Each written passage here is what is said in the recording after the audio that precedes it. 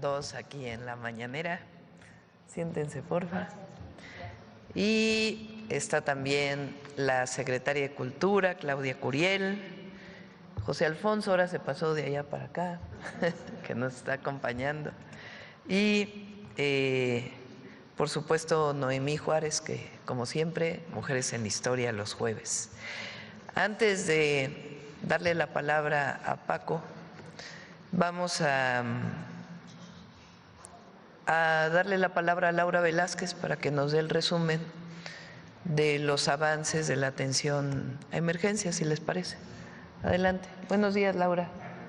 Muy buen día, Presidenta. Con el permiso de usted y conforme a sus instrucciones, me permito dar un informe de seguimiento a la atención de las emergencias en los estados de Hidalgo, Puebla, Querétaro, San Luis Potosí y Veracruz. Muy buen día para todos y para todas. Es muy importante mencionar, Presidenta, que el día de ayer ya se tuvo la oportunidad de entrar a todas las localidades que en su momento se vieron afectadas por sus caminos, por los accesos que no era posible llegar. Hemos llegado a la totalidad de las localidades por vía aérea o terrestre y hemos acercado a la población afectada alimentación, agua y servicios de salud.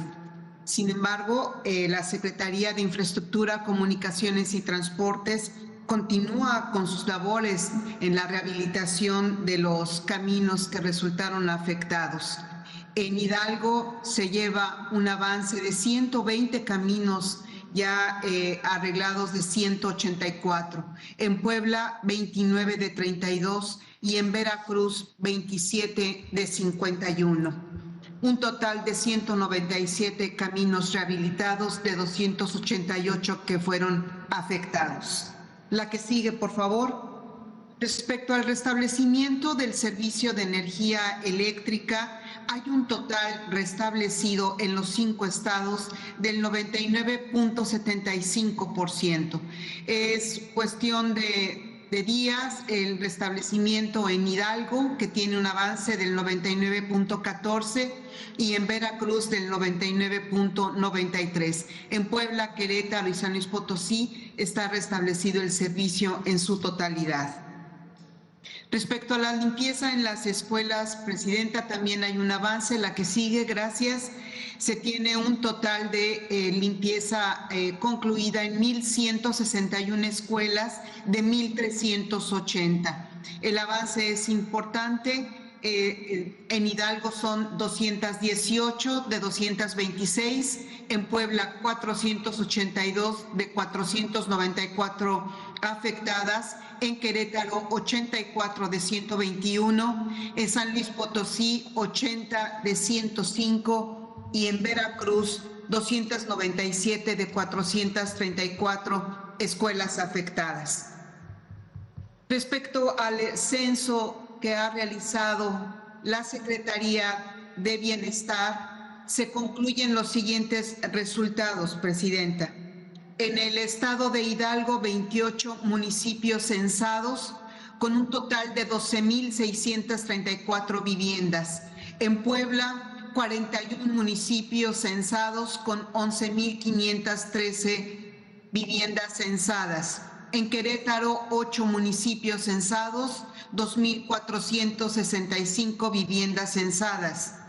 En San Luis Potosí, 18 municipios censados con viviendas censadas de 9,985 y en Veracruz, 26 municipios censados con el número de 53,300 viviendas censadas. El día de ayer ya dio inicio la entrega de los apoyos de bienestar. En la que sigue, por favor, se ha entregado un total de más de 314,944 despensas en los 5 estados. En Hidalgo, 56,049, en Puebla, 79,068, en Querétaro, 12,700, en San Luis Potosí, 42,450 y en Veracruz, 124,677. Cabe resaltar que seguirá la entrega de despensas y de agua y de comida caliente en lo que continúa la emergencia. En la que sigue, por favor. Asimismo, con el reporte de la Secretaría de Salud, se han aplicado 252.111 vacunas. En Hidalgo, 46.242, en Puebla, 76.654, en Querétaro, 17.301, San Luis Potosí, 23.678 y en Veracruz, 88.236. Para concluir, Presidenta, el informe es muy importante dar a conocer a la población y a los medios de comunicación que habemos aproximadamente 53.250 servidores públicos de los 3 órdenes de gobierno atendiendo esta emergencia en los 5 estados. Resalta evidentemente los servidores públicos de los gobiernos de los estados y municipios, de la Secretaría de la Defensa Nacional, de la Secretaría de Marina, Secretaría de Infraestructura, Comunicaciones y Transportes, Secretaría de Bienestar, del sector salud, de la Comisión Nacional del Agua y de la Comisión Federal de Electricidad, así como de la Coordinación Nacional de Protección Civil. Eso sería todo, Presidenta, quedo a sus órdenes. Muchas gracias, Laura. A sus órdenes. Terminando la conferencia, vamos a ir, bueno, voy a ir, me voy a trasladar de nuevo a Veracruz hoy, vamos a estar en Poza Rica y en Álamo, y después vamos a Puebla, vamos a supervisar o a verificar, a visitar para revisar las labores de limpieza que se están haciendo y también de entrega de apoyos. Ayer fue muy importante la entrega ya de los apoyos a la población. Recuerden que estamos entregando a través de Bienestar los apoyos en Veracruz, Puebla, Querétaro y San Luis Potosí. Y el domingo iniciamos en Hidalgo. Ese es el informe. Bueno, Paco.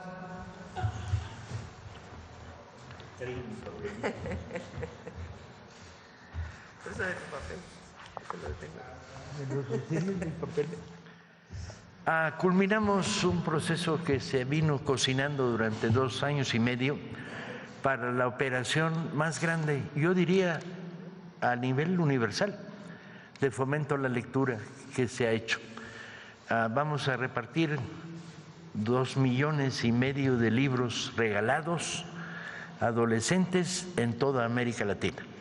Para esto hubo que hacer una amplísima labor de cocina y de contactos y de relaciones y de acuerdos con gobiernos, con instituciones gubernamentales del segundo nivel, y nos fue permitiendo trazar un mapa de alianzas.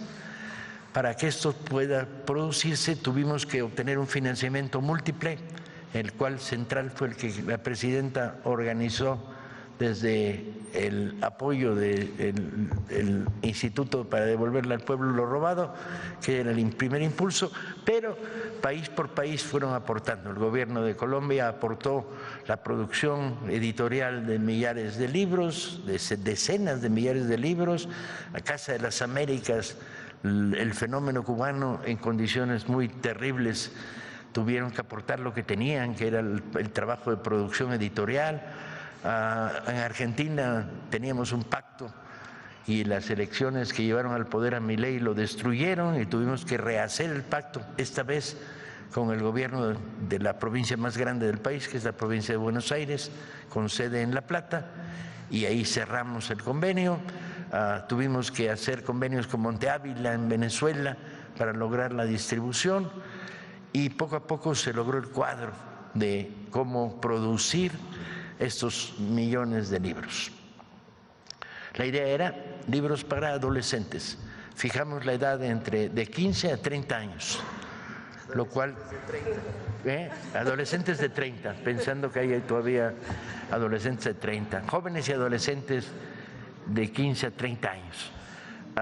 Eso nos va a representar un problema de distribución que al final les contaré cómo vamos a resolver. Fijamos la colección en los marcos de la gran literatura latinoamericana de finales del siglo pasado, de segunda mitad y finales, porque la idea era el gran momento de la literatura latinoamericana. Los jóvenes hoy no la están leyendo y este vacío de lectura provocaba un vacío doloroso. Entonces, ¿por qué no están leyendo a García Márquez, a Onetti, a Sergio Ramírez? ¿Por qué? Y entonces hacia ellos va dirigida la colección. Vino el enorme problema de conseguir los derechos de autor, que fue algo así como un divertidísimo viacrucis, porque la viuda de no sé quién, pues no, y si no hay dinero yo no le entro. Bueno, la agencia literaria que tiene los derechos de tal, bueno, la editorial que controla tal, y hubo que sortear todo este maratón a través de una serie de alianzas particulares. De los 70, 80 libros que intentamos en la primera lista, se nos quedaron los 25 para el 25, pero dio la casualidad de que me sobraron 2. Por lo tanto, 25 para el 25 va a ser 27 para el 25. Y hasta el último minuto a lo mejor se vuelve 28, porque hay unos derechos de autor que estamos peleando para que los cedan para la colección. Entonces va a ser 25 para el 25 y pilón de 2 libros. La lista incluye, para mi gusto, lo mejor de la literatura latinoamericana. Como la prepa. Como la prepa, sí. Estas son las portadas. Estas son las portadas de los 18 primeros. Ya están todas, ya están los 27 listos y ya en producción. Ya salieron los 4 primeros en México y los 2 primeros en Colombia y el primero en Argentina, porque estamos produciendo en todos los lados simultáneamente. La distribución. Bueno, aparte de lo que he mencionado, se suman a la distribución Uruguay, Honduras, todas las librerías del Fondo de Cultura en toda América Latina. Tuvimos que sortear los problemas de Perú y Ecuador, donde no veían con agrado que regaláramos libros, y los vamos a regalar desde las sedes de las librerías, alianzas sociales con grupos, proyectos culturales para generar distribución. Al final, cerca de 14 países van a recibir. Tengo que decir que se añadió de una manera muy inteligente la Secretaría de Relaciones Exteriores para que llegaran libros a las comunidades mexicanas a través de todos los consulados en Estados Unidos. Entonces esto se sumó al proyecto. Al final, el día 17 de diciembre, vamos a abrir cajas en todos lados, simultáneamente. Y vamos a intentar que esto se recoja gráficamente, el espectáculo de abrir cajas en 200 lugares de América Latina, incluido el Zócalo, donde la presidenta le vamos a regalar un cóter para poder abrir cajas y repartir. El último problema, luego todos los que quieran mayor información, la lista de autores, etcétera, con gusto se las proporcionamos, y exactamente, y qué libros son los que se van, pero el pequeño problema que nos va a crear esta distribución simultánea es cuando lleguen aquel que diga, yo tengo 39 años, no me toca, o yo tengo 60 y quiero leer. Entonces vamos a mandar, ya mandamos un primer memorándum de distribución diciendo el foco, el centro de este proyecto de 2,5 millones de libros repartidos en toda América Latina es jóvenes, adolescentes, jóvenes. Entonces, si a usted tiene 60 años, pues tráigase a su sobrina, se lo damos y su sobrina que se lo preste. Entonces tendremos un memorándum, porque hay que ser amable con el que quiere leer, pero al mismo tiempo no podemos permitir que las reparticiones se inunden de niños y hay que explicarles, no son libros para niños. Eso lo haremos en diciembre también, en México. Hay otros proyectos para regalar miles de libros para niños en diciembre, pero esto va destinado a este público. ¿Cuál es la expectativa? La expectativa es que cambiemos la manera de leer de millares, decenas de millares, centenares de millares de adolescentes. Y además no les va a poder tocar los 27 libros o 28 a uno, le van a tocar 1, 2, 3. Y entonces, ¿qué vamos a hacer? Fomentar la rola. Tú te llevaste estos 3, tú te llevaste estos otros, circúlenlos. Y propiciar en todos los clubs y salas de lectura del país y de toda América Latina, porque hemos creado ya clubs y salas de lectura en varios lugares de América Latina, el que se lea colectivamente, el que lleguen 5 libros, se repartan, etc. Calculamos que esta tos de fumador, les informo que para tener tan bonita tos de fumador como yo lo tengo hay que practicar durante 45 años. Entonces, calculamos que aunque empezamos el 17 de diciembre en el Zócalo, en la Plaza Central de La Plata, en Argentina, en Santiago de Chile, etcétera, etcétera, etcétera, estaremos repartiendo libros todavía, yo creo que hasta febrero, los últimos ejemplares que vayan saliendo de las imprentas. La dimensión, bueno, ha habido grandes proyectos, 21 para el 21 en México fue uno de los más grandes, el reparto de Los Miserables en Venezuela fue uno de los más grandes, la distribución cubana del Quijote fue uno de los más grandes, pero este es el proyecto más grande que yo conozca a nivel universal de fomento a la lectura. Hasta ahí, presidente. ¿Por qué no platicas de los libros? Practico de los libros. Tengo una lista, incluso tenía una lista, pero no es este el folder. En la página del folder de veras.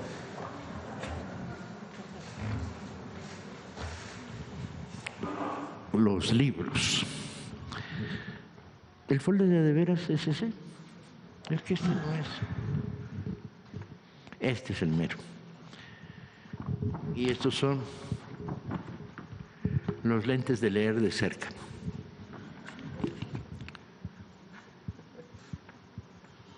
Eso crea expectativas siempre, ¿no? Cuando hace uno esto, dice, ¿y ahora qué va a hacer? Se va a poner unos lentes que luego ve mal también, pero no importa.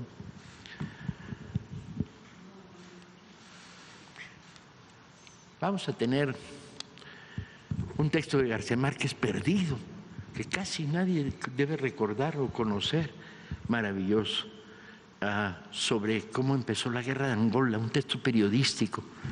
Y tenemos que agradecer a la familia de García Márquez que llegara a nosotros. Vamos a tener una antología maravillosa del argentino Juan Gelman, que murió en México. Vamos a tener un libro de la chilena Nona Fernández que se llama Space Invaders, dedicado a jóvenes. Vamos a tener a Manuel Rojas, El vaso de leche. Vamos a tener los poemas de Raúl Zurita, el gran poeta chileno. Vamos a tener la poesía de Piedad Bonet, la mejor poeta colombiana. Vamos a tener una antología de poemas buenísima de Roberto Fernández Retamar, cubano. Vamos a tener un cuento largo de Miguel Donoso Pareja, ecuatoriano. Vamos a tener la historia prohibida de Pulgarcito, de Roque Dalton. Vamos a tener Requiem por Teresa, la gran novela del guatemalteco Dante Liano. Vamos a tener Vientos de Primavera, con prólogo de Elena Poniatowska, la gran antología de la poeta guatemalteca que tanto tiempo vivió en México, Alaide Fopa. Vamos a tener un libro de Miguel Ángel Asturias, premio Nobel. Vamos a tener Guerra en el Paraíso, de Montemayor, que aunque fue muy conocido en México, no es conocido en el resto de América Latina. Vamos a tener Disparos en la Oscuridad, el libro sobre Ideas Ordaz, de Fabricio Mejía Madrid. Vamos a tener los cuentos de Adela Fernández, los cuentos de Guadalupe Dueñas, mexicanas, y música concreta de Amparo Dávila. Vamos a tener El Zorro, un texto casi inédito de Sergio Ramírez. Vamos a tener Agua, de José María Arguedas. ¡Wow!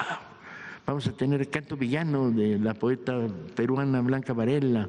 Vamos a tener un libro excepcional, que es lo que Galeano, Eduardo Galeano, uruguayo, escribió sobre el Che. Vamos a tener los cuentos de Mario Benedetti. Vamos a tener una antología buenísima del venezolano Luis Brito. Vamos a tener cuentos de Onetti. un libro de Luis Andrés Caicedo, colombiano, y por último un libro excepcional que se llama Mañana es lejos, del argentino Eduardo Rosenbach, 27, aunque a lo mejor damos la sorpresa y va a ser 25 más 3 pilones. Eso lo sabremos en las próximas horas del último intento que estamos haciendo.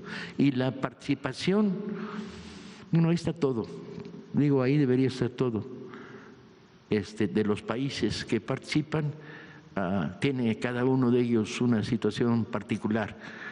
De acuerdo a lo que pusieron para el proyecto, es los números que les tocan para regalar en sus países. Está bien bonita, está bien, todavía estoy impresionado de lo que nos salió.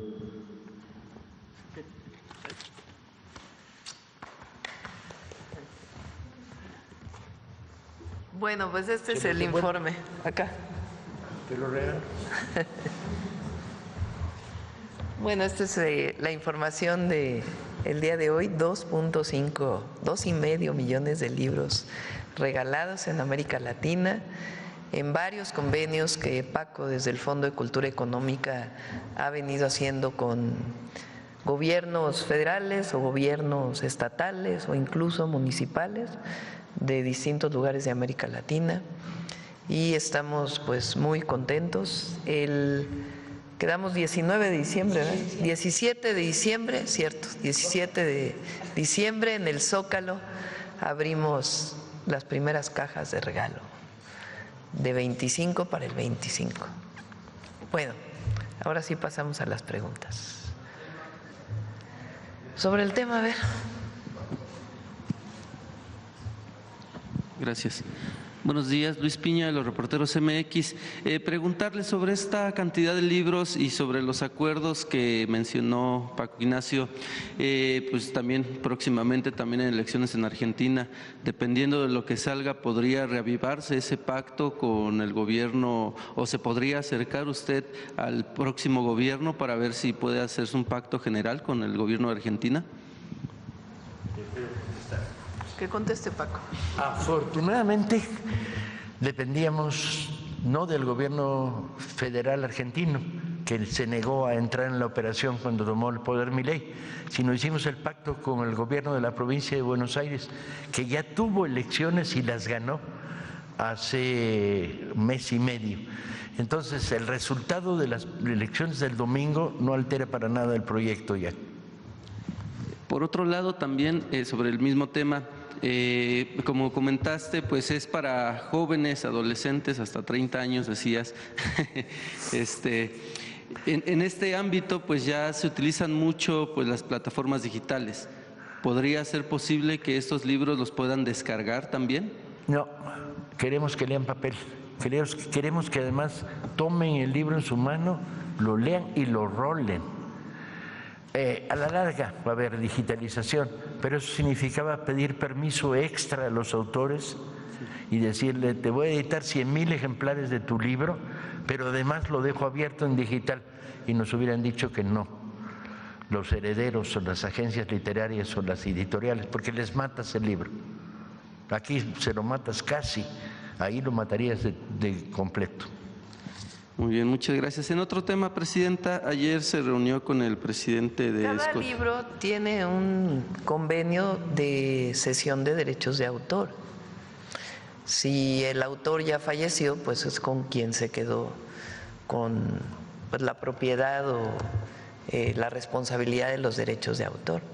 Entonces, un trabajo muy impresionante que ha hecho Paco, porque es el permiso para poder donar, regalar los libros, y al mismo tiempo pues todo el trabajo de convenios con muchísimos gobiernos pues que permita este esfuerzo extraordinario, que al mismo tiempo en muchas ciudades de América Latina estemos regalando libros a partir del 17 de diciembre.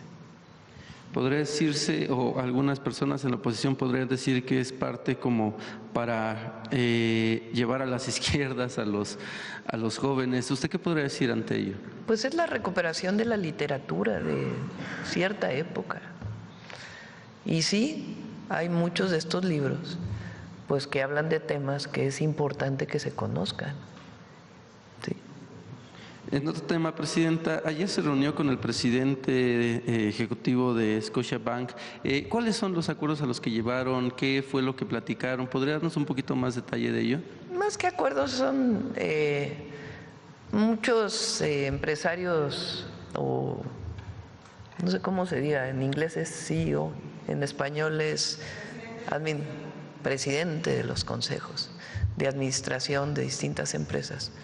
Me piden reuniones, pues a veces no tenemos la oportunidad de recibirlos y a veces, como en este caso esta semana recibimos a varios, nos dimos la oportunidad y les interesa saber pues cuál es nuestra perspectiva en la relación del tratado comercial con Estados Unidos y Canadá, qué es el Plan México, cómo pueden ayudar a invertir en nuestro país.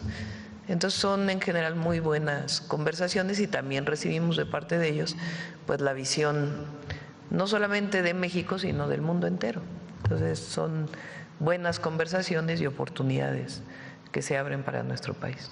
¿Esto cómo impulsaría el Plan México? Bueno, en el caso de la banca comercial, pues Scotiabank es una banca canadiense, o principalmente de capital canadiense, y pues obviamente ellos les interesa financiar proyectos privados y públicos. Y nosotros les decimos pues cuáles son las condicionantes, o más que condicionantes, las reglas que muchos de ellos conocen. Pero sobre todo es un poco de la plática, de la perspectiva que tenemos para México. Y en general hay muy buena reconocimiento de lo que estamos haciendo en el país. Estamos, porque es colectivo, de lo que estamos haciendo en el país y de la visión hacia el futuro. Muchas gracias, Presidenta. Usted ha mencionado en varias ocasiones que no llegó sola a este cargo, que llegaron todas junto con usted y en efecto sus políticas así lo han reflejado. Sin embargo, hay voces que subrayan que no es necesario autonombrarse feminista para demostrar un compromiso real con las mujeres. En ese sentido, hay personajes como la alcaldesa de Cuauhtémoc que dice ser feminista y defensora de los derechos de las mujeres, no obstante gobierna una alcaldía con altos índices de violencia de género y más allá de eso presume en redes sociales instalaciones de tótems violetas en las entradas y salidas de la alcaldía, de la demarcación, lo cual no tiene otro abrupto más que el color violeta y el logotipo de su demarcación. En contraste, por ejemplo, hay otras alcaldías como la Gustavo Madero que también se han colocado tótems, otra alcaldía que también, como usted sabe, tiene altos índices de violencia, pero estos sí están equipados con botón de pánico y cámaras en donde se requiere la atención policíaca y se promete que llegarán en 3 minutos. Mi pregunta es, ¿qué opina de este tipo de acciones que parecen más una promoción personal que una verdadera atención de seguridad a las mujeres? Y en contraste, ¿qué mensaje o recomendación le daría usted a las autoridades locales sobre el uso responsable de los recursos públicos para atender realmente la violencia de género? Yo pienso que la defensa de los derechos de las mujeres, todos los derechos, tiene que estar enmarcada en la defensa de los derechos del pueblo de México. No están separadas. Es parte de la lucha por la justicia social. En alguna época, hace mucho tiempo, se decía, bueno, hay que luchar primero por el bien de quien menos tiene, por disminuir las desigualdades y después vamos con la desigualdad entre mujeres y hombres. Y no, nosotros pensamos que es parte de la misma lucha. Pero pensar que la educación no es un derecho, que el acceso a la salud no es un derecho, que el acceso a la vivienda no es un derecho, que el acceso a la cultura o a la lectura no es un derecho, y defender los derechos de las mujeres me parece a mí una contradicción. Por eso yo pienso que esta visión de la derecha, de el feminismo de derecha, vamos a decir, pues tiene muchas carencias, porque ¿cuál igualdad? Estamos luchando por la igualdad, no solamente de mujeres en la sociedad, de acceso a los derechos, sino el acceso a los derechos de todas y todos los mexicanos. Y por supuesto ahí está la lucha de las mujeres. Entonces desde ahí nosotros tenemos una visión distinta. Ahora, siempre lo he dicho, la derecha que supuestamente defiende los derechos de las mujeres, ¿y por qué cuando tuvieron el poder nos llamaron lavadoras de dos patas? ¿O por qué hablaron del viejerío? ¿O por qué aumentó la violencia contra las mujeres? ¿O por qué no se tuvo políticas de acceso a las mujeres al derecho a la educación? Entonces, no es lo mismo que lo mismo. Sí hay diferencias en la visión y en la concepción nuestra de los derechos de las mujeres en el marco de la justicia social. Ahora, ya hacia los gobiernos locales, pues ya depende de los gobiernos locales, pero hacia las mujeres es muy claro, en las mujeres mexicanas, ¿por qué no se reivindicaban a las mujeres indígenas? Porque en el fondo hay mucho clasismo y racismo. Entonces es una visión distinta. Y sí, llegamos todas. Quien no se siente incluida, pues es un asunto personal. Pero llegamos todas. ¿Y por qué lo asumo así? Pues porque es la lucha histórica de las mujeres mexicanas. Por último, y en temas culturales, pues usted ha utilizado la política cultural para reconstruir el tejido social. Un claro ejemplo, por ejemplo, en la música con México Canta, pues ha sido un éxito en ese sentido. Sin embargo, también cómo proteger pues los derechos de los músicos, puesto que actualmente con las plataformas digitales pues se encuentran muy desprotegidos. Por ejemplo, en sus ganancias, si 1 kilo de tortillas valiera 21 pesos con 89 centavos, una banda requeriría 391 reproducciones para poder comprar 1 solo kilo de tortillas. En ese sentido, pues tienen que irse a géneros pues más reproducidos en las plataformas, estilo pues los corridos tumbados, que a pesar de que han bajado, pues sigue teniendo gran popularidad. Mi pregunta es cómo impulsar pues esta protección hacia las músicas, los músicos, y qué políticas públicas podría hacer su gobierno pues para que permita pues no dejarlos en el abandono. Muchas gracias. Claudia. Tocaya. Muchas gracias. Pues justamente en el marco de México Canta, que se trabajó con toda la industria, los independientes, pues hemos estado trabajando mucho de manera simultánea justamente en el tema que estás tú tocando, que tiene que ver con la compensación de las escuchas en las plataformas, que es algo que nunca se ha pagado. Entonces nos hemos reunido, hemos tenido un diálogo abierto importante, hay muchos avances y la presidenta ha tenido todo el respaldo, y más adelante estaremos anunciando cuáles son esas medidas, y lo interesante es justamente que la industria está organizada y que estamos trabajando por los compositores, por justamente estos talentos que no tienen esa recaudación, y que en las plataformas se descarga mucha música que no se paga. Entonces, ese tema es fundamental, y justamente en el marco de México Canta es uno de los trabajos que estamos haciendo. El concurso fue muy relevante, pero también es importante impulsar una política pública que los respalde, como lo que estamos haciendo de inteligencia artificial, de doblaje, que se tuvo conversación con el gremio, que estamos avanzando en un ajuste justamente en ese sentido, con consejería, como lo indicó la presidenta, y todo el tiempo estamos en mesas de trabajo abiertas, pues con los artistas, sobre todo en el reto que tiene que ver con la tecnología. Entonces, más adelante lo estaremos comentando. Por supuesto que hay una estrategia y todo el respaldo. Mismo caso con el doblaje, también ya tenemos próximamente anuncios. Muchísimas gracias por tu pregunta, muy pertinente. Gracias, presidenta. Vamos. A ver, ¿quién más? A ver, Alma, ¿qué me has preguntado hace rato?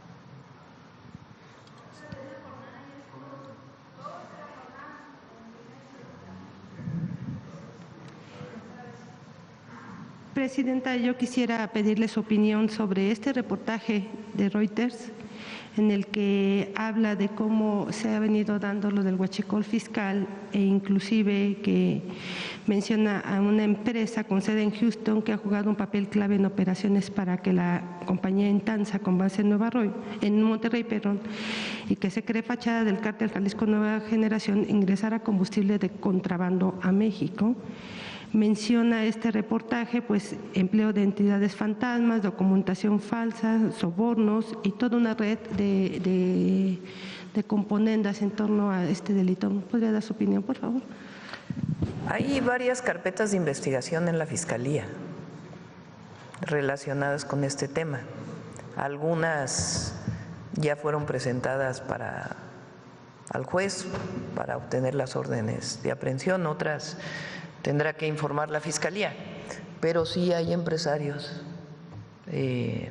estadounidenses en las carpetas de investigación, porque no se puede explicar que venga combustible de Estados Unidos a México y que entre de manera ilegal, que ya es bastante menos. Eso es muy importante porque a partir pues de la investigación que se hizo, de las detenciones que ha habido y de la vigilancia mayor que se tiene en aduanas, y además eso lo vemos en el incremento de ventas de gasolina directo de Pemex o incluso de las propias empresas que importan de manera legal el combustible, ha disminuido de manera importante, pero sí hay carpetas de investigación. Entonces, repito, no se podría explicar cómo entra de manera o entraba de manera ilegal o entra todavía en menores proporciones combustible ilegal y que no tuviera alguien del otro lado. De hecho, Estados Unidos también lo mencionó y tiene también investigaciones, el propio Departamento de Justicia. Entonces sí hay carpetas de investigación en la Fiscalía. En particular este caso, ¿usted lo conocía? El que menciona Reuters sobre estas empresas coludidas. Hay casos, no sé si esté relacionado este caso con el que ya de las carpetas de investigación que ya están en la Fiscalía. La Fiscalía pues también hace sus propias investigaciones, pero lo cierto es que sí había un vínculo. ¿Usted, Presidenta, sabe cuántos o hasta dónde está llegando la investigación que está llevando a cabo el Ejército en este tipo de... Ya tiene que informarlo la Fiscalía.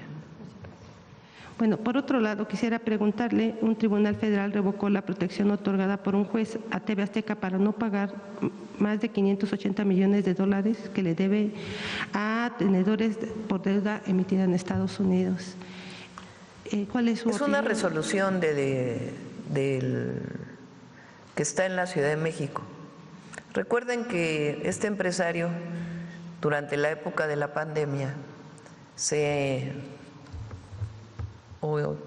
no sé si es exactamente un amparo, no lo creo porque no es federal, hace un recurso jurídico a un juez en la Ciudad de México para decir que por la pandemia no está en condiciones de pagar sus deudas en Estados Unidos. En aquella época le dan razón y empresarios estadounidenses abren un arbitraje en México de por qué opina el Estado mexicano referente a esto. El día de ayer, digamos que lo que hacen es revisar nuevamente el caso y decir, pues no, ya no tiene razón, sí tiene que pagar, porque una cosa es la pandemia y otra cosa es ahora. En pocas palabras, ese es seguro va a sacar al rato un tuit diciendo que no es cierto, pero ese es el informe que nos dieron de lo que está ocurriendo. Todavía tiene otros procedimientos también en los tribunales de la Ciudad de México. ¿Y cree que corran la misma suerte? ¿Perdón? ¿Cree que corran la misma suerte? Pues tienen que resolver en los siguientes días, semanas, sobre este tema. De resolver en sentido contrario, pues entonces ya no se ya no es válido, digamos, la controversia, el arbitraje que… ¿Por qué? Porque ya se resolvió de parte de estos juzgados. ¿Ya tiene fecha para la cita con los acreedores? Estamos esperando a que se resuelva este tema, a ver cómo resuelve el Tribunal de la Ciudad de México para tener esa reunión. Le pedí a la Procuradora Fiscal y al Secretario de Hacienda pues que sean ellos quienes atiendan a quienes nos pidieron esta reunión. Por mi parte, solo preguntarle su opinión también. Bueno, pues hay un nuevo frente en el Pacífico, bombardea a Estados Unidos a 2 supuestas narcolanchas. Finalmente es el Caribe, es Latinoamérica. ¿Usted qué opina de toda esta embestida? Si México tiene también que tomar alguna protección en particular. ¿Qué opina de todo esto, por favor? Bueno, pues obviamente nosotros no estamos de acuerdo. Hay pues leyes internacionales de cómo tiene que operarse frente a una presunto transporte de droga de manera ilegal o armas o en aguas internacionales. Y así lo hemos manifestado al gobierno de Estados Unidos y públicamente.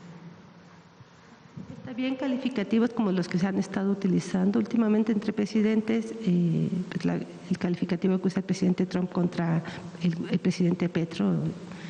¿Está de acuerdo en ese tipo de lenguajes? Pues cada quien tenemos nuestras formas de enfrentar, digamos, algún debate internacional, ¿no? O en la relación con Estados Unidos. Nosotros hemos elegido, en primer lugar, la defensa de nuestros mexicanos, de nuestros compatriotas en Estados Unidos, y hemos elegido, defendiendo nuestros principios, nuestra soberanía, un esquema de diálogo franco con el gobierno de los Estados Unidos, buscando un acuerdo. Esa es, digamos, la manera en que nosotros hemos trabajado, sin renunciar nunca a nuestros principios de soberanía, libre determinación y autodeterminación del pueblo de México. Incluso modificamos la Constitución para fortalecer el sentido de soberanía en el artículo 40 de la Constitución frente a cualquier intervencionismo o injerencismo. Pero bueno, pues cada presidente tiene su estilo, ¿verdad? Entonces nosotros hemos establecido ese mecanismo. Presidenta, perdóneme que añada una pregunta más. Últimamente el Congreso pues ha estado en mucha controversia, que si festejan bailes, que si un diputado se va a jugar pádel y así está votando, en fin. Usted ha hablado en otras ocasiones, en otros momentos en cuanto a la oposición, pues que hay que tener sensibilidad. ¿Lo mismo haría en este caso para la Cámara de Diputados? ¿Qué es exactamente?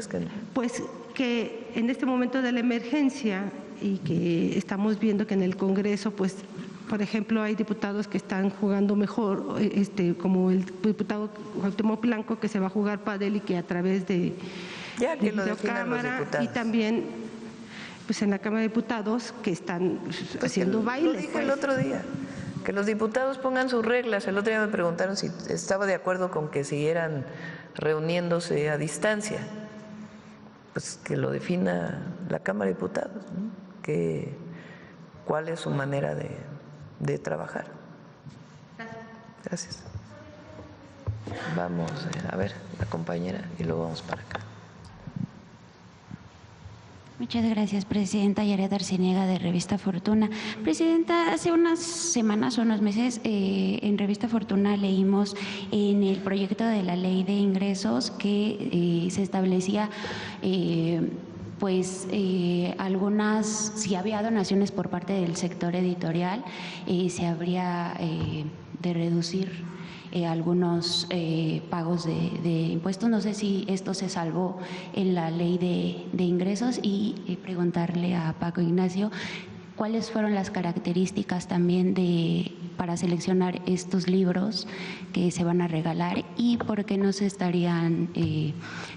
incluirían más autoras mujeres dentro de esta selección. Paco. El tema, ¿te acuerdas que el que te pregunté ayer de lo de la destrucción de libros y luego por qué no hay más mujeres autoras? Porque la generación del boom, que fue la que elegimos, era una generación muy mayoritariamente masculina. Entonces, ahí hubo que cortar. De todas maneras, el número de autoras es grande que participan, porque tuvimos que ampliar un poquito, eran autores de la época del boom literario, los años 60 del siglo pasado, y lo alargamos hasta los 70. Pero los criterios para elegir el libro, los criterios es, hicimos una primera lista de 70 y tantos autores, consensuada entre todos los equipos del Fondo de Cultura, en México y en toda América Latina, todas las filiales. Les dijimos, ¿qué libro quisieras leer? Si fueras un joven de 15 o 30, entre 15 y 30, ¿qué libro quisieras leer de autor latinoamericano? Y nos dio una lista de 70 libros. A partir de ahí empezamos la gestión de los derechos. Cada libro fue una batalla diferente. En algunos lugares fue muy sencillo, el autor dijo sí, desde luego, en la casi mayoría de los casos, nuestros socios en la operación o nosotros dimos un pequeño adelanto al autor, pero como no hay regalías, porque el libro se regala, no es un pago único y muy pequeño, que era simbólico sobre todo. Básicamente los autores o los herederos o las agencias o las editoriales que aceptaron participar fue por un problema de prestigio, de estar en la colección, y los que no aceptaron participar fue por un problema económico, diciendo, si ustedes hacen una edición de 100,000 ejemplares, me matan el libro a mi editorial. Y dijimos, no, eso no es así, y esta no es la experiencia, ya lo hicimos en 25 libros que sacamos en 21 para el 21.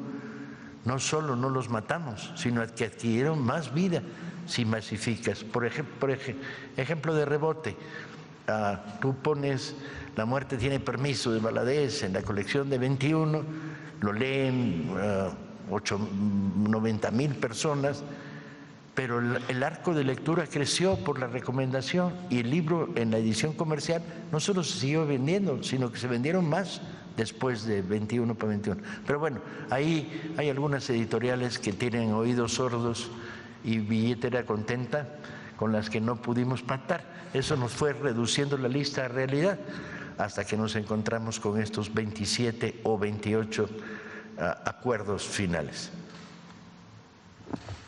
Lo de la destrucción del libro. A ver, tenemos un problema muy serio. Yo creo que después de muchos años de estar planteando el problema de que hay que impedir que se destruyan libros, había que explicarse una y otra vez, a ver si entendían por qué.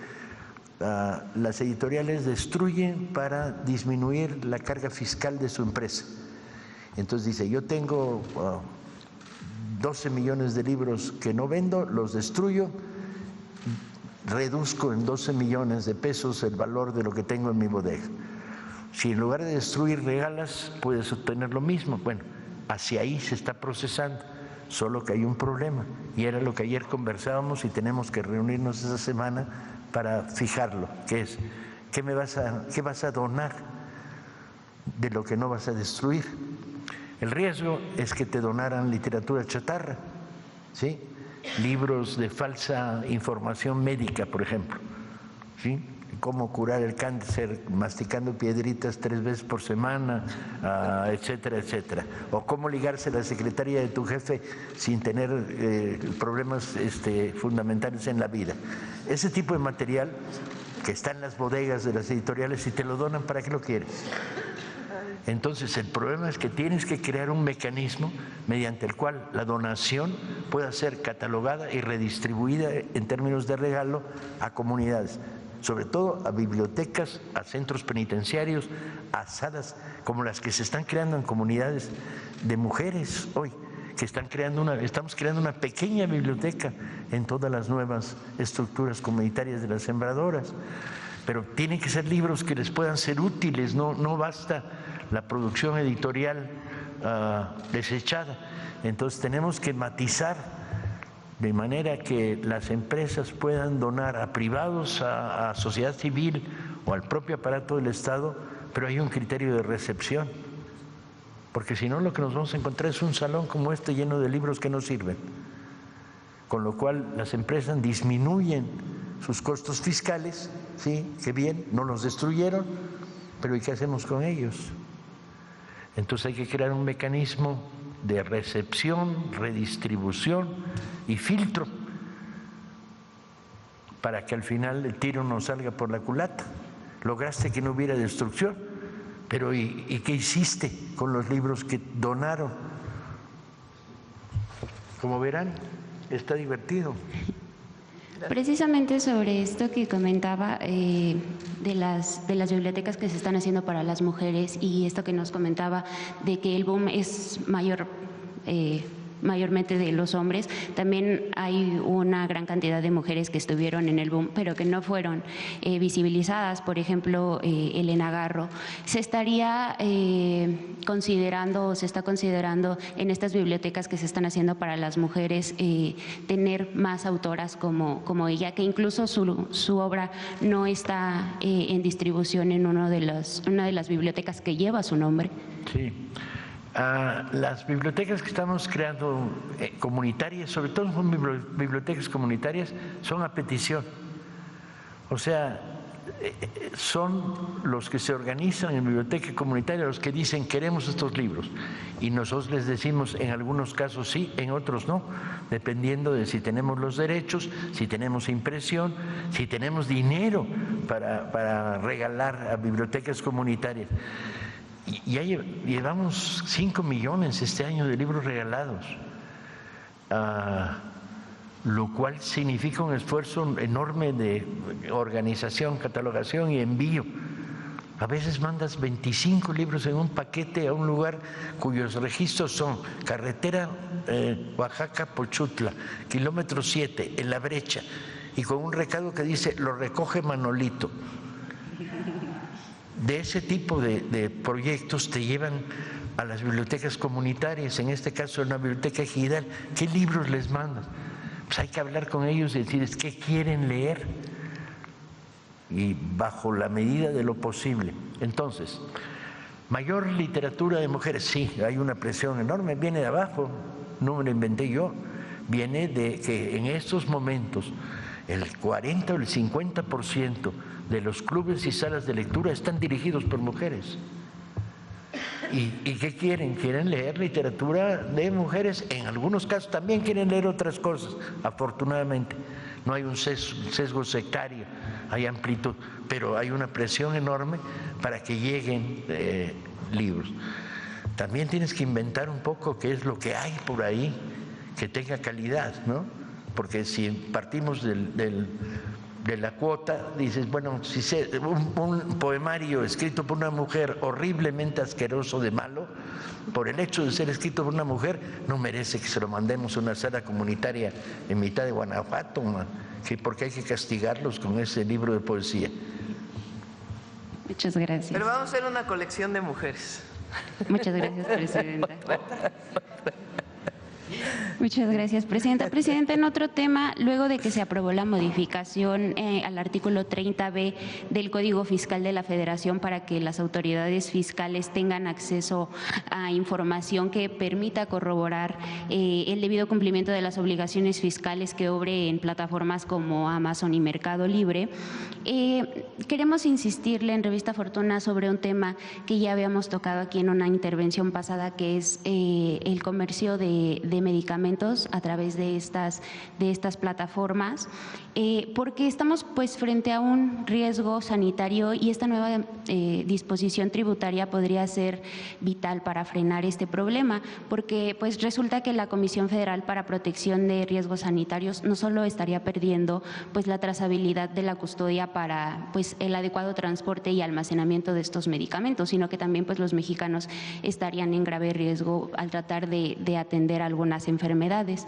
En Revista Fortuna confirmamos que en Mercado Libre se vende, por ejemplo, un medicamento que es la insalutamida, que es prescrito para el cáncer de próstata y está en un precio de 24,000 pesos, Presidenta, cuando el precio real del medicamento es de 105,000 pesos. Nosotros consultamos a algunos expertos en el sector farmacológico y nos decían que pues esto nada más podría deberse a dos factores: o son robados incluso al sector público o son medicamentos falsificados. Presidenta, también los expertos nos comentaban que pues, o sabemos que la COFEPRIS forma parte de esta de este Gabinete de Seguridad Nacional. Preguntarle si en este sentido la COFEPRIS podría hacer algo para pues bajar el riesgo, para advertir el riesgo a las personas que están tratando de conseguir algún medicamento, y también preguntarle pues si ahora se vigilara el debido cumplimiento de estas transacciones, también se podría parar un poco el problema. Vamos a pedirle a COFEPRIS y a Secretaría de Salud, es la segunda vez que nos lo preguntan, para ver si hoy mismo pueden responder. Y en todo caso, si entran por plataformas, ¿cuál es el registro sanitario que tienen para su transporte? Muchas gracias, Presidenta. Y por último, Presidenta, ayer varios medios dieron a conocer que la Comisión Reguladora de Energía, la CRE, aprobó con 4 votos a favor y 1 en contra un permiso para proyectos de expendio al público de petrolíferos a Eratech Combustibles S.A.D.C.B. para la estación ubicada en Sinaloa, que también está pues acusada de estar presuntamente vinculada con el cártel de esta zona. El único comisionado que votó en contra fue Luis Zapata Linares, que también en 2021, en abril, el 29 de abril de 2021, en una sesión que es pública, a la que cualquiera puede tener acceso, dijo que había verificado que la empresa Eratech Combustibles aparecía en la lista de la OFAC por operaciones sospechosas. Lo revisamos, ya no existe la CRE. Y ahora se llama Comisión Nacional de Energía. Pero ellos fueron los que le dieron la autorización a la TEC.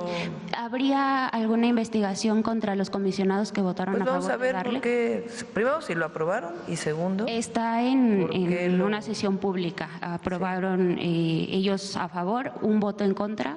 Pues que hoy conteste la Secretaria de Energía. Muchas gracias, Presidenta. ¿Quién más? A ver, vamos a ver.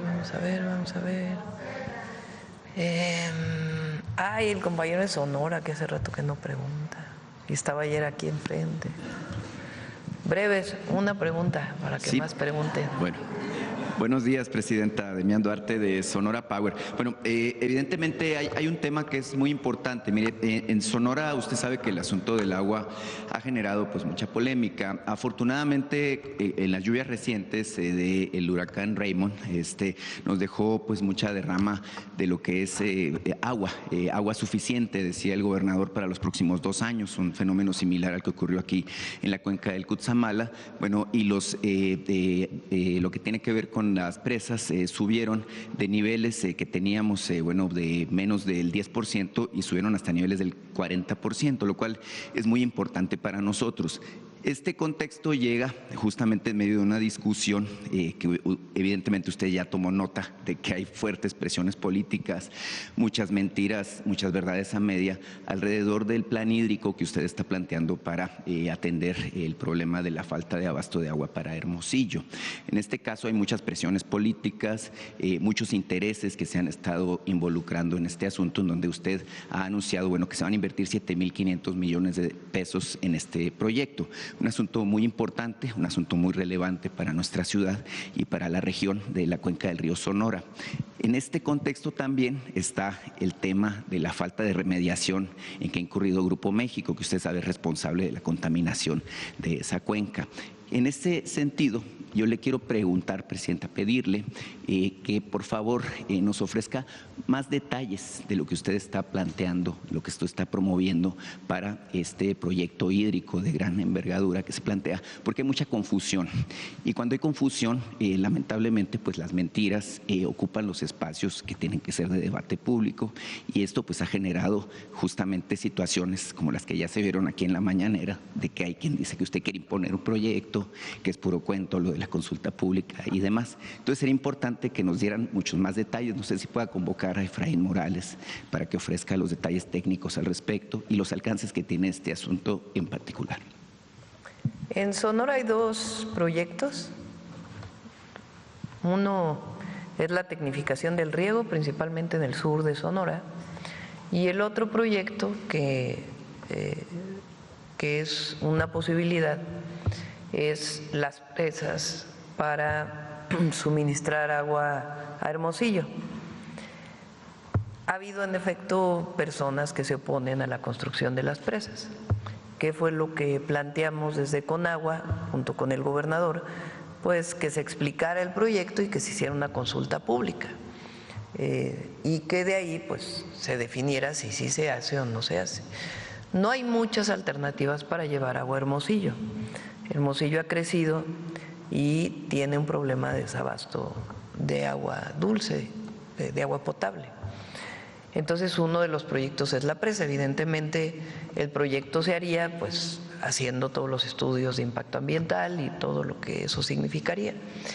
Pero dado que ha habido personas que no están de acuerdo, pues planteamos que se hiciera una consulta. Los detalles de la consulta pues ya le pedimos a Efraín junto con el gobierno del estado que se puedan exponer, y cuándo se haría y cómo se haría, para que toda la gente lo conozca. Previo a ello pues tiene que haber un proceso de información importante de por qué se está planteando este proyecto. Entonces esos son los dos proyectos.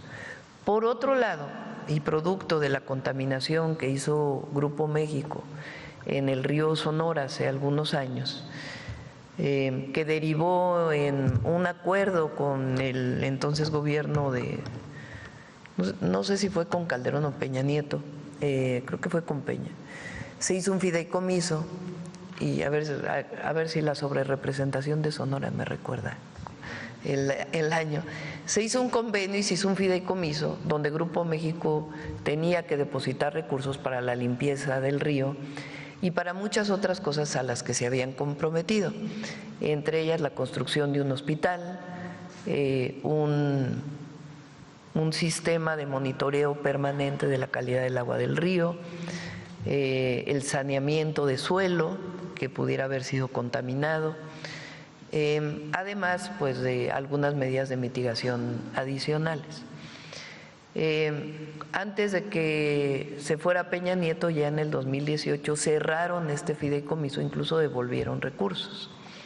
Desde entonces pues hay una lucha muy importante de las comunidades de Sonora, pues defendiendo que se pague por los daños que se hicieron y al mismo tiempo pues que se cumpla con aquellos compromisos. Para ello hay una mesa de trabajo en donde está la Secretaría de Gobernación junto con otras áreas del Gobierno de México, en donde está Semarnat, está también Secretaría del Trabajo,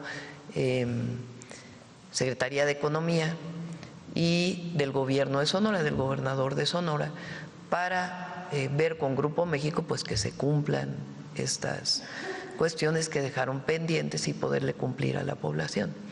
Se sigue en esta mesa de trabajo. Todavía no hay un acuerdo que se pueda mostrar a la población. No es nada cerrado, no es nada oscuro, sino sencillamente que cumplan con lo que se comprometieron. El hospital, el laboratorio, las pruebas permanentes que tienen que hacerse a la población, en fin, varios temas que están planteados ahí. Lo que nosotros decimos pues es que se cumpla con cada una de los planteamientos que se hicieron en su momento solicitados por la población. Y va bien la mesa de trabajo, y ya que tengamos un acuerdo, pues la idea es presentárselo a la población y decir pues van a invertir la empresa tantos cientos de millones de pesos para poder resarcir aquel daño y al mismo tiempo cumplir con el compromiso que hicieron. Son esos 3 temas relacionados con el agua. Además, están los planes de justicia y particularmente el plan de justicia con el pueblo yaqui. Se hizo un ducto de agua muy importante y ahora se va a entrar al proceso de tecnificación del riego agrícola para que sean mucho más productivas las tierras. Sí, cómo no. Fue en tiempos de Enrique Peña Nieto, en agosto de 2014, cuando se dio este derrame, y de hecho se formó un fideicomiso por 2,000 millones de pesos, de los cuales se regresaron alrededor de 979, si tengo el dato exacto. Pero incluso hay una queja de los pobladores del río Sonora al respecto. Mucha gente que ni siquiera vivía ahí recibió dinero de ese fideicomiso. Es inexplicable que se haya regresado, puesto que no se terminó con el trabajo de remediación. En ese sentido, Presidenta, es evidente que, bueno, el rechazo que hay de algunos pobladores de la región es obviamente por esta situación que tiene que ver con una desconfianza que puede haber relativa a que no se completó ese proceso. Entonces, obviamente es muy importante, ¿no?, que se haga el ejercicio del que usted habla de información y que, bueno, eventualmente ya que se diseñe este tema de la consulta, pues obviamente se llegue al punto de saber si realmente la población está en contra o a favor de este proyecto, que entiendo no es solamente una presa, es un sistema, ¿no?, hídrico. Es un sistema, exactamente. Tiene que ver también con el uso eficiente del agua en Hermosillo. Bueno, muchas gracias. Bueno, atendiendo a su petición de una sola pregunta, nada más le quiero hacer un apunte muy rápido. Es que el viernes empieza la Serie Mundial de Béisbol y usted ha sido promotora constante del deporte y de la participación de los mexicanos. Con los Azulejos de Toronto juega un mexicano de Tijuana, Alejandro Kirk. Simplemente, pues yo lo que quiero es poner de manifiesto que los mexicanos, no nada más en el fútbol, sino en muchos deportes, están en el más alto rendimiento, en el más alto nivel. Entonces, desearle suerte ahí al compatriota de Tijuana. Muchas gracias. Muy bien. ¿Del mismo tema? No, vamos mejor porque ya vamos por otro lado. A ver. Sí, la próxima semana va a venir. Él va la próxima semana, por eso estamos esperando, la próxima semana va a Estados Unidos a reunirse con la secretaria de Agricultura del gobierno de los Estados Unidos. Esperamos que pueda regresar con un acuerdo ya de la apertura de la frontera. Entonces, a partir de ahí, pues ya vendría a informar. Entonces, por eso esperamos un poquito. ¿Y del Grupo México, Presidenta, por qué se ha tardado tanto esta negociación para... Bueno, pues porque nosotros les estamos exigiendo que cumplan con muchas de las cosas que se comprometieron. En el gobierno del presidente López Obrador hubo una demanda. Sí. Entonces, es mucho tiempo desde... Pues sí, pero lo que estamos buscando pues es que cumplan. Entonces nosotros, por eso es el tiempo de... la idea es que ellos inviertan lo que tienen que invertir con lo que se comprometieron. Entonces, pues esperemos que pronto digan que sí, van a cumplir con un monto significativo que estaría dedicado directamente a lo que ha pedido la población. El hospital, ¿no? El hospital, el laboratorio, las mediciones epidemiológicas que tiene que hacerse, son varios temas que está ahí Secretaría de Medio Ambiente, Salud, etcétera, con agua. ¿El hospital de Ures, por ejemplo, es totalmente... Sí, hay una parte que está abandonada completamente, exactamente. Por eso, pues la idea es llegar a un acuerdo, porque la demanda pues está. Pero queremos llegar a un acuerdo y que se comprometan a cumplir con todo esto. Entonces, pues esperemos que pronto... No, pero la demanda sigue. O sea, esa sigue, no se ha retirado.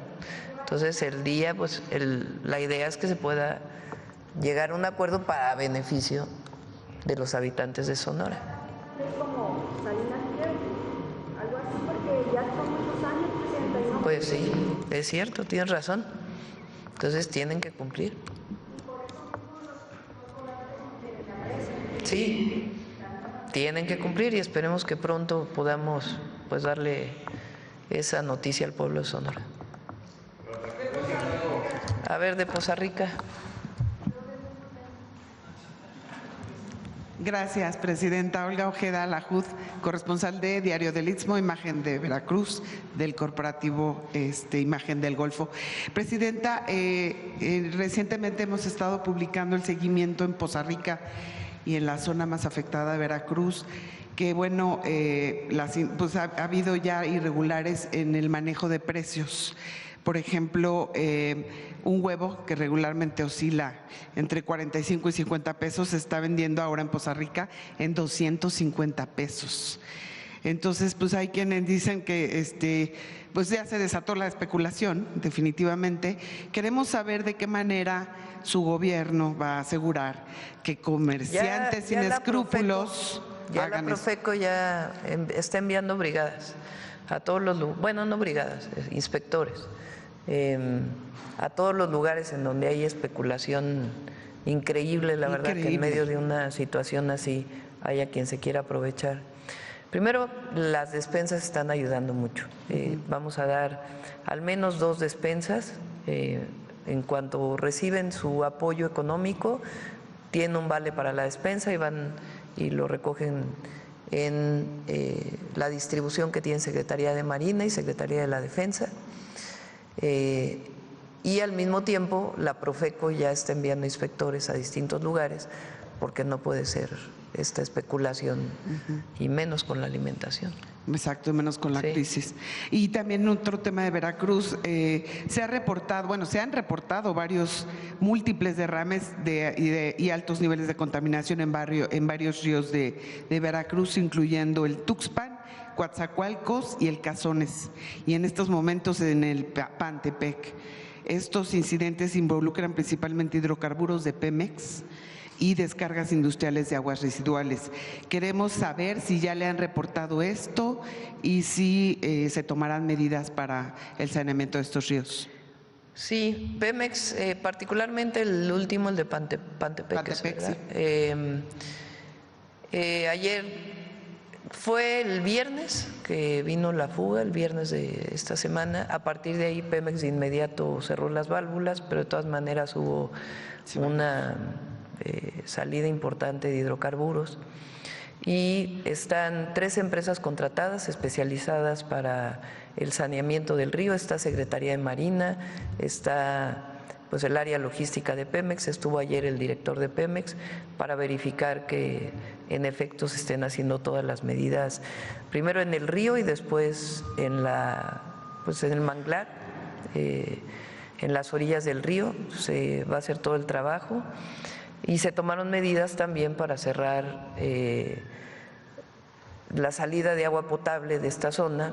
Se están enviando pipas, particularmente a Tuxpan, y se están tomando todas las medidas. La razón o la causa, que de todas maneras tiene que haber una investigación de acuerdo con todas las reglas de Pemex, es que hubo un deslave que no ocurrió justamente el día de las lluvias más fuertes, sino que ocurrió después y a partir de ahí vino esta fuga. Pero de todas maneras pues se tiene que analizar las causas y se están tomando todas las medidas para controlar esta contaminación. Qué bueno, digo ya ahorita que usted va a Veracruz, podrá supervisar tanto lo de los precios. Estoy enterada desde el sábado, bueno, desde el viernes. Sí, hasta las imágenes, ¿no? Ya anoche ocurrió y después pues enterada y pues supervisando que realmente estén tomando todas las medidas necesarias para que muy pronto esté todo el proceso de descontaminación. Muchas gracias. Y ya por último, Presidenta, en el municipio de Olutla, en Veracruz, hay un grupo de personas que se organizó como guardias comunales para autodefenderse porque dicen que existe un incremento en delitos y muy poca presencia de policías. ¿Cómo toma su gobierno del surgimiento de estos grupos de guardias comunales o autodefensa? ¿Se podría considerar esta región particular para reforzar la presencia de seguridad? Vamos a revisar exactamente qué está pasando y le pedimos al Gabinete de Seguridad. Muchas gracias. Gracias. Vamos. ¿Quién más? A ver, aquí el compañero. Gracias, Presidenta. Muy buenos días a usted y a todos mis compañeros. La primera, Presidenta, tiene que ver con lo que se presentó ahorita por parte de Paco Ignacio. Habló algo muy importante, pero no me presenté. Juan Fierro, del periódico tiempo.com.mx y puentelibre.mx de Ciudad Juárez. Le comentaba que nos planteaba, en este caso Paco Ignacio, acerca del esfuerzo que se está haciendo para que los jóvenes tomen un libro. Sin embargo, también una de las cosas que se está utilizando mucho por parte de los jóvenes y que influye mucho en este problema es el uso de las pantallas, los celulares, las tablets. Ya se han hecho por parte de algunos países e incluso en algunos estados esfuerzos para prohibir el uso de esta tecnología en las escuelas. Aquí mi pregunta, Presidenta, es si usted coincide o si ya ve necesario el prohibir las tablets o celulares en las escuelas, precisamente para evitar pues alguna distracción diferente a estudiar, pues. Más que distracción, hay un problema asociado a las redes sociales y al lo que le llaman scrolling, no sé cómo se dice en español, el que esté uno pasando todo el tiempo, que salió en TikTok primero y luego en otras redes sociales, que uno ve 3 segundos y después le sube a la pantalla digitalmente y viene otra imagen y otra imagen y otra imagen y otra imagen. Y hay muchos estudios del impacto que esto puede tener sobre todo en los niños, o las niñas y los niños, y en los adolescentes, por un lado. Por otro lado, todo el tema de la búsqueda del me gusta, la necesidad de aprobación a través de las redes sociales en competencia con otros usuarios, más muchas otras cosas que tienen que ver con patrones de belleza, con patrones que se han impuesto a lo largo de los años. Entonces tenemos un grupo de trabajo donde está Secretaría de Educación, jóvenes, está la Secretaría de Ciencia, porque incluso relacionado con lo que ocurrió en el CCH Sur, pues tiene que ver con muchos fenómenos que se están dando. No es masivo, es particularmente en las ciudades más grandes, pero sí tenemos un grupo de trabajo para ver pues qué medidas pueden ayudar a evitar. Y una de ellas puede ser limitar el uso de los celulares en las escuelas, que se está revisando, pero otra pues tiene que ver con otras promociones, que es justamente de lo que se trata el 25 para el 25 o de México Canta, que lo que hacen pues es promover la lectura. Paco tiene, ¿cuántos dijiste ayer? 48,000. Ajá. 24,000 clubes de lectura. Yo dije que necesitamos tener muchos más y lo estamos trabajando con Secretaría de Cultura, de acercar nuevamente a la lectura y no a la ansiedad que provoca estar cambiando cada segundo una imagen en la red social, y tener la paciencia y el encantamiento que te provoca leer. Entonces, mucho tiene que ver con la promoción de la lectura, una visión distinta de promoción, no solamente de prohibición. Pero sí es un tema relevante que necesitamos trabajar. Gracias, Presidenta. En otro tema, el día de ayer se reunió también con una importante CEO de una empresa de inteligencia artificial. ¿Qué retos tiene México en este punto? Porque pareciera que mientras otros países ya tienen algunas legislaciones al respecto, aquí todavía no se han, pues vaya, no tiene ese mismo ritmo que la tecnología ya exige, ¿no? Sí. Muy pronto ya vamos a presentar lo que he dicho aquí. Estamos trabajando, está coordinándolo Pepe Merino en esto que llamamos el Laboratorio Nacional de Inteligencia Artificial, que tiene muchas áreas, de cómo aprovechar, promover la investigación relacionada con ello y al mismo tiempo cómo regular para ciertas áreas en donde es indispensable la regulación, como se está haciendo en muchos países del mundo. Entonces ya espero que pronto podamos tener este tema. No es algo sencillo, tiene que ver incluso también con capacitación, acreditaciones, para poder tener pues el desarrollo tecnológico que se requiere en México, pero al mismo tiempo pues regular para ciertos usos. Por ejemplo, lo que platicábamos hace poco, que espero que ya Claudia lo tenga pronto, el doblaje. Hay muchísimos mexicanos y mexicanas que se dedican al doblaje y son buenísimos.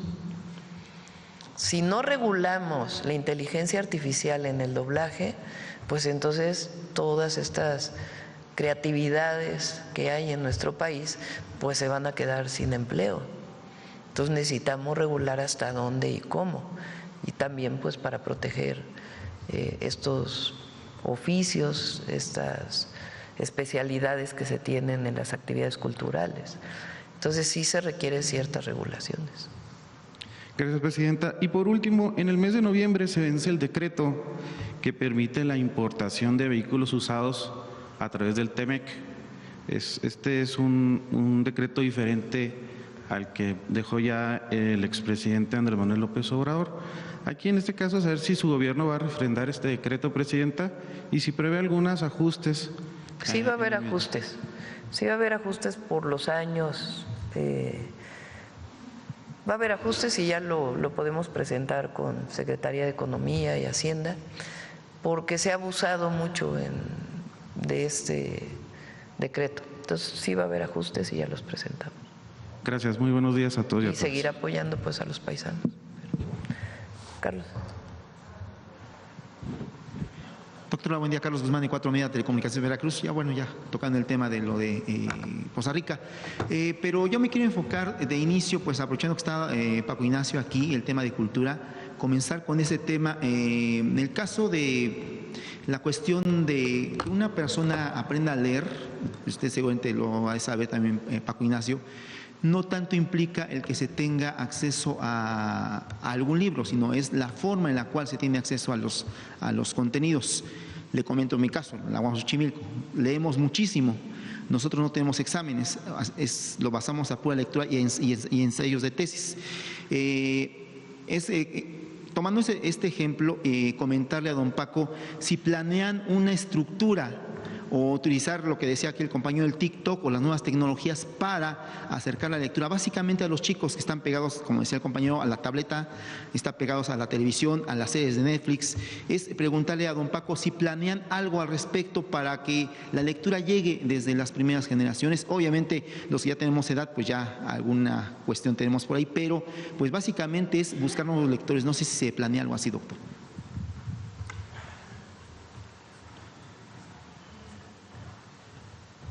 Tengo que confesar que yo hago TikToks habitualmente y que uno de los grandes elementos que estamos generando no es la batalla contra el celular, sino la batalla contra la frivolidad en el celular y usar que a través de ese celular llegue un cuento, llegue la poesía, o sea, tratar de utilizar los desarrollos tecnológicos y el área de diversión de un adolescente, convertirlos en áreas creativas. Donde más hemos tenido éxito es entre los niños. Hay cientos y miles de clubes de lectura dedicados a infancia, porque la reacción es casi inmediata. Y estamos trabajando en lógicas de colaboración con enseñanza básica, con el INEA, porque el problema es donde encontramos núcleos alfabetizados, el problema es que leen después de haber sido alfabetizados. Y entonces hay que tratar de encontrar materiales. Pero hacia la infancia el fenómeno es enorme. Y estamos usando todos los elementos habituales de la parafernalia que un adolescente usa en su tiempo libre para divertirse. ¿Qué tanto? Porque esa es la gran batalla, es cómo utiliza el tiempo libre y cómo lo utiliza de maneras muy banales y muy blandengues y ausentes de profundidad y superficiales. Y entonces dar el salto a través de la curiosidad para que se acerque a la literatura o a la lectura te permite hacer retorno. El gran problema es si están dándole un celular durante 20 minutos, si son capaces de identificar un poema de Garcilaso y jalárselo. O simplemente están informando que acaban de cruzar una calle y en la esquina la batalla contra la banalidad en el consumo del tiempo libre del adolescente. Y ahí la batalla es volver a llevar de una manera provocadora el mensaje. Leer es muy divertido. Leer no es aburrido, leer no es terrible, leer no es castigo, leer no es examen. Es un universo diferente. Leer es apasionante, leer es divertido, leer es revolucionario, leer es transformador. Y ese mensaje tienes que llevarlo de maneras muy provocadoras, que es lo que estamos haciendo en todo el contacto que tenemos prácticamente todos los días con comunidades de jóvenes en escuelas. ¿Funciona? Sí, a veces. A veces ganas batallas. A veces estás trabajando para un sector que tiene cara de palo, le entra por este lado y le sale por este y no le queda nada en medio. Incluso hay una técnica en el adolescente para generar cara de palo, que es así. Y impedir un fenómeno de comunicación, bloquearse ante esto, bloquearse. Y tienes que tener mucho cuidado, porque si desarrollas proyectos autoritarios, fracasaste. Si llegas con un mensaje de tienes que leer, tienes que... No, un adolescente lo peor que le puedes decir es tienes que, sale corriendo por la misma puerta. Tienes que llegar con métodos muy provocadores, y hemos usado todo, desde llegar a una normal para decir los que han leído a Neruda ligan más, y se hace un silencio en la sala y de repente se oyen unos y al final escuchas una voz que dice ¿qué dijo de Neruda? ¿Qué Neruda? Tienes que traer la provocación en el mundo adolescente para lograr curiosidad y reacción. Es bien complicado, pero yo diría que hemos avanzado muchísimo, muchísimo. ¿Cuántos muchísimo? Vaya usted a saber. Pausa y regresamos. Más información en 11 Noticias desde Palacio Nacional. A lo que es el segundo año de su administración, doctor. Pues la estrategia está funcionando. La estrategia está dando resultados. Y el objetivo pues es seguir con los 4 ejes. Atención a las causas, ahí les comenté, lo vamos a informar ya pronto. Vamos a hacer más actividades para los jóvenes en algunos municipios en particular. Centros, les llamamos centros comunitarios de alto rendimiento, México Imparable, en reconocimiento al México Imparable que fue presentado aquí por Lorena y Estrella. Vamos a recuperar una buena parte de las bibliotecas, pilares de los que hicimos en la ciudad, recuperarlos para distintos lugares de la República, y también el trabajo de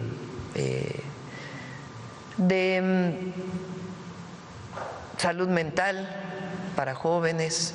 Es un programa integral que, además de lo que está haciendo la Secretaría de Gobernación y la Subsecretaría de Prevención del Delito, que van a las comunidades, trabajamos casa por casa, que ha sido muy importante, pues va a fortalecer la orientación hacia la cultura y el deporte para muchos jóvenes que lamentablemente piensan que entrar a un grupo delictivo pues es una posibilidad de vida, cuando en realidad, como lo hemos dicho, pues es una visión de muerte, en realidad, porque eso es lo que les espera.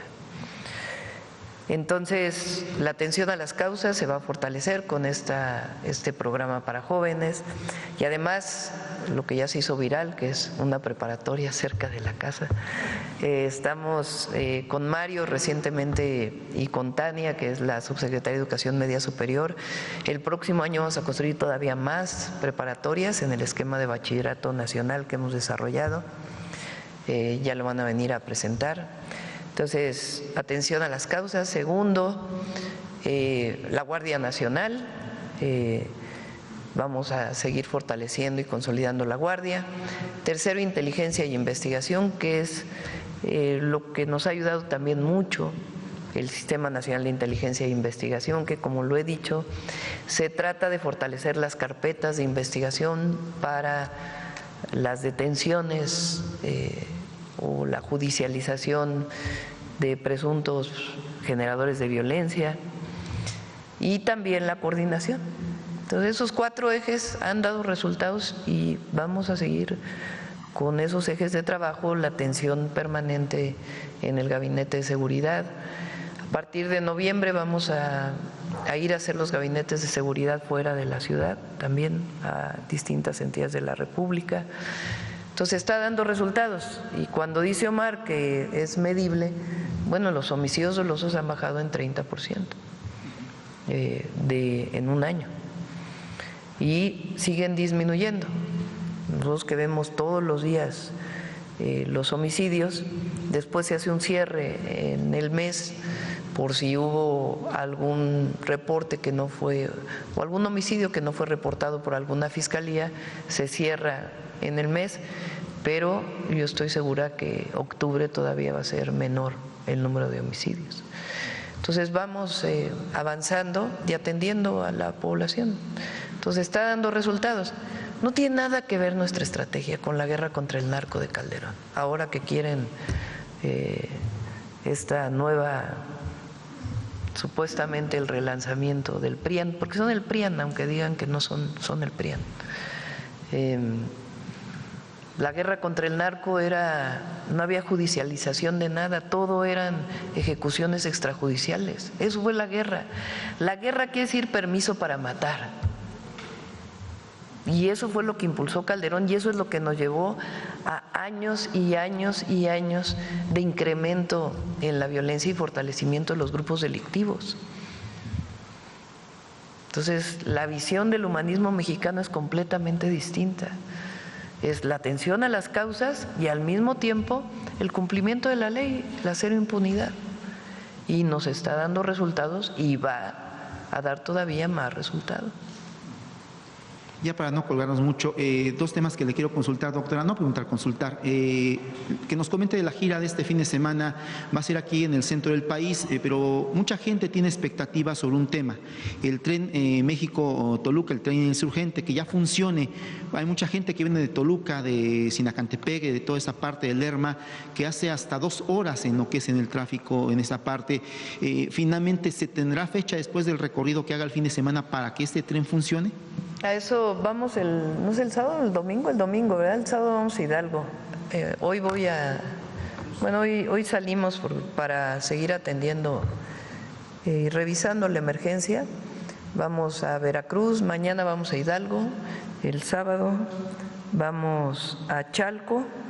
Vamos a tener una reunión en el Estado de México del programa de la Zona Oriente y vamos a inaugurar en Chalco la nueva sede de la Universidad Nacional Rosario Castellanos. Recuerden que en los 10 municipios me comprometí a una preparatoria más y una universidad. Entonces vamos a inaugurar la de Chalco en el Estado de México, y el domingo vamos en efecto al recorrido de Santa Fe a Observatorio del tren El Insurgente. Y ahí la idea es que se inaugure en diciembre. Sin embargo, nos van a dar toda la información de las pruebas que se tienen que hacer. Ya la obra civil ya está terminada y están en obra algunos finales de la obra electromecánica, y luego hay muchos detalles en los trenes que tienen que ver con señalización, con puesta en marcha de los sistemas de control. Entonces, esa parte que tiene que garantizar la seguridad del uso del tren están todavía en la realización de pruebas. Entonces, ya el domingo nos van a decir cuándo terminan las pruebas, pero sí, en efecto, la obra civil está terminada y hay algunos detalles en la estación, y el recorrido pues ya lo vamos a hacer de Santa Fe a Observatorio. Y ya finalmente, doctora, usted cuando estaba como jefa de gobierno le consultaba mucho el tema sísmico. Usted impulsó la creación de la red ECOS, que ha funcionado muy bien en la cuestión de coordinación entre lo que es el Servicio Sismológico Nacional, el CIRES, todas las instancias que coordinan lo que es el tema de la alerta sísmica. Antier hablaba del tema de la alerta climática. que se va a buscar impulsar a través de esta plataforma que es, bueno, se le conoce como Cell Broadcast, usted la de conocer en el tema del inglés. Esta comenzó, si no mal recuerdo, en Israel con el tema de la cuestión de las guerras, pero se convirtió ahora a lo que es la alerta sísmica en México con el ingeniero Juan Manuel Espinosa del CIRES, que ellos la perfeccionaron, ahora pues obviamente la alerta climática, pero platicaba usted de esta alerta que podía ser a fines de año, que ya se tenían celulares, y la gente que la creó, entre ellos la gente de Pepe Merino, nos comentaba de que se tienen polígonos, que básicamente se podría comprender en polígonos, haga de cuenta, si va a haber una afectación, lluvia importante en la Ciudad de México, en Iztapalapa, se alerta a lo que es a los celulares que están ubicados en esa zona de Iztapalapa específicamente, y al resto se le excluye por obvias razones.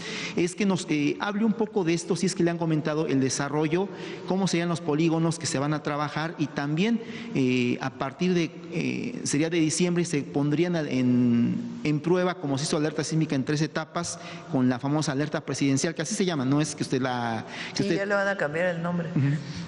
Que usted hable o que diga se va a llamar así. No, es un protocolo internacional. Que nos hable un poco de eso, doctora, porque es muy importante este tema para evitar cosas como lo que pasó obviamente en Veracruz, en esa zona de la Huasteca.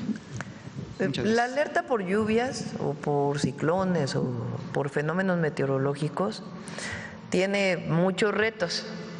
El reto tecnológico de avisarte en el celular, una vez que ya se hizo lo del sismo, no es tan complejo. Se podría hacer muy pronto, incluso en noviembre podría empezar a funcionar. Sin embargo, nosotros ya conocemos, pues la meteorología no es una ciencia exacta, son pronósticos, es la probabilidad de lluvia. Entonces es muy importante que el protocolo de qué mensaje mandas y cómo lo mandas esté establecido. Y también cómo mejorar los pronósticos. Entonces el martes tenemos una reunión con un grupo de científicos que nos van a ayudar a eso, porque tú puedes lanzar una alerta de que pues tú tomas medidas en tu vida cotidiana, si te dicen va a llover muy fuerte mañana, se esperan tantos milímetros, y luego no ocurre. Entonces, ¿cómo mandas esta información? La probabilidad de que ocurra una lluvia, es decir, el protocolo de lo que dices, cómo lo dices y la probabilidad que tenga de que ocurra, pues también tiene que ver con el mensaje que estás enviando, ¿verdad? En el caso de sismo, pues se envía una vez que ocurrió el sismo, como son las alertas sísmicas que hay en la Ciudad de México. Entonces ese protocolo de qué va a decir el mensaje y cómo enviarlo, pues también es muy importante, no solamente el envío del mensaje. Entonces eso es lo que está trabajando Conagua, el meteorológico, Rosaura Ruiz está en eso, para poder, y Pepe Merino, para poder establecerlo. Nuestra idea es que esto pueda estar a finales de este año, para que ya puedan empezarse a hacer algunas pruebas. Y en efecto, si así como está establecido por el meteorológico en qué polígono hay la probabilidad de lluvia, pues ahí se estaría informando. ¿Por qué es fácil hacerlo? Pues por las antenas de los teléfonos, que está establecido en ciertos lugares. Entonces, sí lo vamos a hacer, pero queremos hacerlo bien. Entonces, por eso se está trabajando. Hay un grupo de trabajo para eso. Bueno, ya cerramos. Hoy viene Mujeres en la Historia. Mujeres en la Historia, vamos. Aquí voy. Permiso, Presidenta.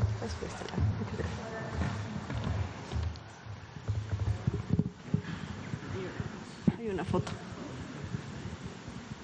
Tenemos la foto. Muchas gracias. Muy buenos días a todas y a todos. Aquí se encuentra una de las mujeres que ya hemos abordado en una sección anterior, entonces seguramente la pueden reconocer, y es la primera arqueóloga mexicana, también maderista, zacatecana, muy influenciada también en la historia. Hizo un libro sobre cómo estaba creciendo el fascismo. ¿Recuerdan de quién hablamos? Zacatecana, de las primeras arqueólogas mexicanas, fue maderista, trató de recuperar el cuerpo de Madero ante Victoriano Huerta, profesora muy importante, arqueóloga, historiadora. Hablamos hay que de... ponernos a hacer la tarea. Vamos a hacer... Después de... Eulalia Guzmán. En esta foto tenemos a Eulalia Guzmán y quiero recuperar un fragmento de un texto de Eulalia. Dice: los europeos no habían comprendido el mundo al que llegaron. Cito: no pudieron o no quisieron penetrar con simpatía el íntimo pensar y sentir del hombre, objeto de su conquista, ni menos comprender el sentido de su cultura, en su totalidad y en sus variados aspectos.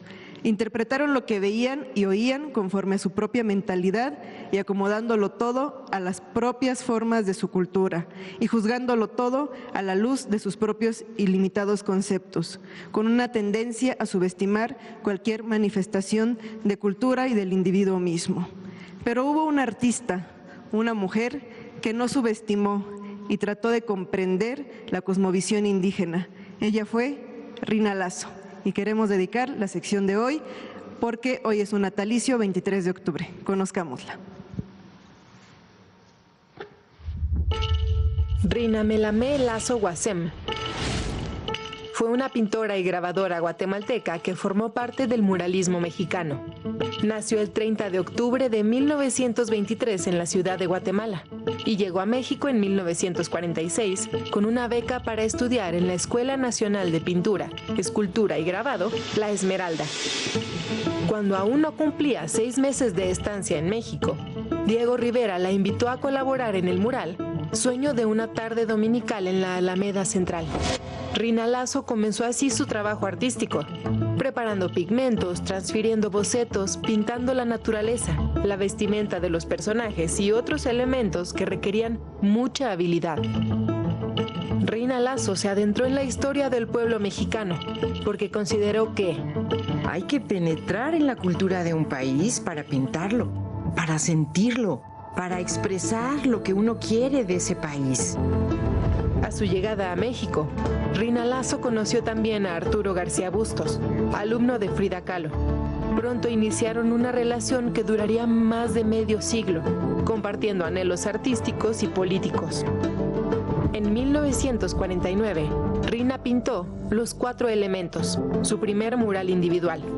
Ese año, decidió incorporarse al Partido Comunista Mexicano, en el cual militaban otros artistas que, como ella, pensaban que el arte debía tener un contenido social y crítico.